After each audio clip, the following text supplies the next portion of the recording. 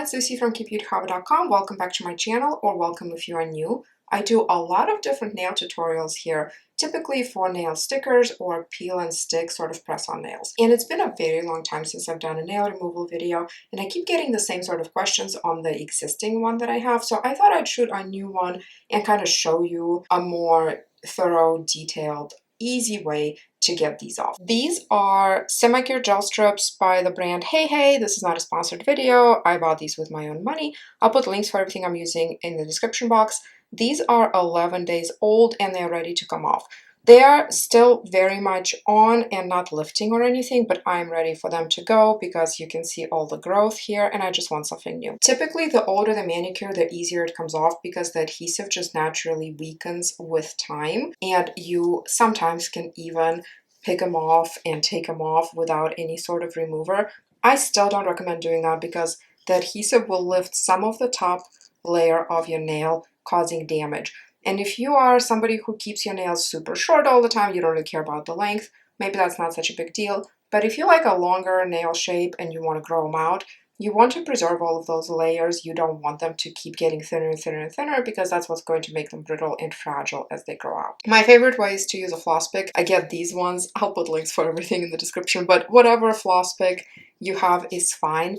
And I start by using the little pointy tip and just gently breaking the seal between the strip and my nail. Now, if I were super impatient, I could just keep going and sort of rip it off. That's just not the gentlest way. So I'm going to go ahead and do all of them like that. And then you have options on what you want to do next. You can go ahead and use nail polish remover. If you're doing that, I would take one of these orange sticks, and most nail brands will include one of these in the kit. I think the idea is that you would use this to push down your sticker when you apply it. I like different tools for that. And I have a lot of nail tutorials, including for this specific manicure, in my nails playlist.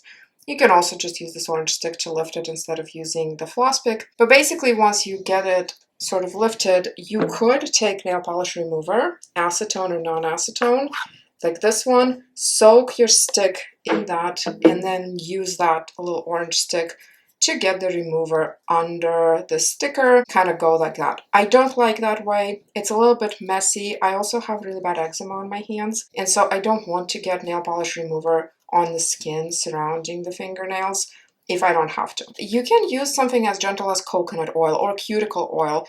You can fully saturate it and then use the floss pick in a way that I'm going to show you. Or you can use one of these removers that is meant for this kind of thing. I have two here. This Lid Gels one is brand new to me. This was just gifted to me.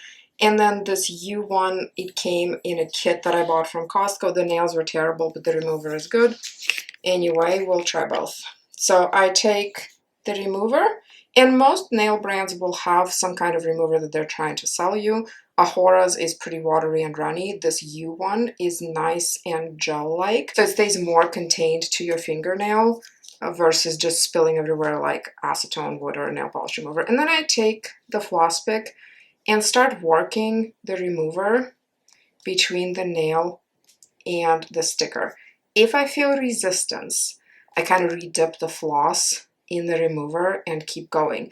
If there's still a lot of resistance, you can go ahead and add more remover. But basically, the reason I'm using a floss pick is because it's very gentle. It's not going to rip up my nail the way that my hand would if I just picked up the sticker and started tugging on it. So go slow and kind of less resistance, the better. And there it is, it's off. I typically do this in the bathroom, but the acoustics in my bathroom are horrible. So we're left with this.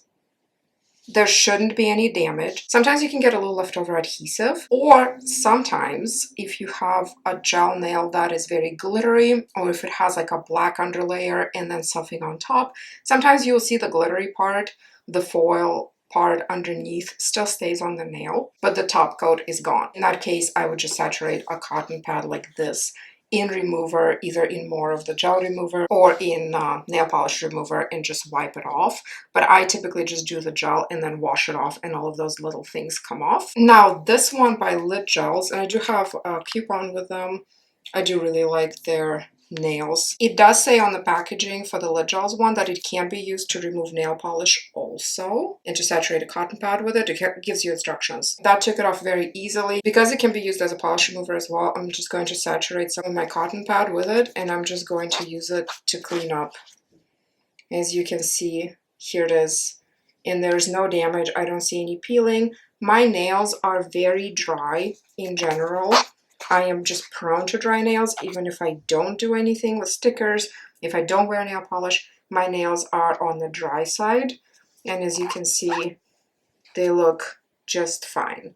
Of course, the true test is how will they look when they're totally dry, because anybody can make their nails look better than they actually are by saturating them with a bunch of oil, let's say. But here it is dry, and you can see that nothing ripped off, nothing lifted. One really common question that I got on the other removal videos that I have is, does the top coat affect removal? And no, it does not. I'm actually wearing a gel top coat on this manicure, the kind that you have to cure under a light. And as you saw, the nails just came off fine, and sometimes, infrequently, but sometimes I will get a little bit of a ridge that I can feel right here at the end of just the leftover top coat right there, because I cap my free edges. I put a top coat on my free edges before I cure. Well, that's a super easy fix, because typically I adjust the length or the shape of my nails, and when I take a little nail file to shape the nail, it takes that off. Or you can use a little cotton pad soak in nail polish remover and just take that off. But typically I don't have to do that. And this time there's nothing. I don't feel that little bit of top coat there. When I'm done with this, I go ahead and wash my hands with soap and water, because I don't want any of that leftover remover there, or oil if I'm using oil.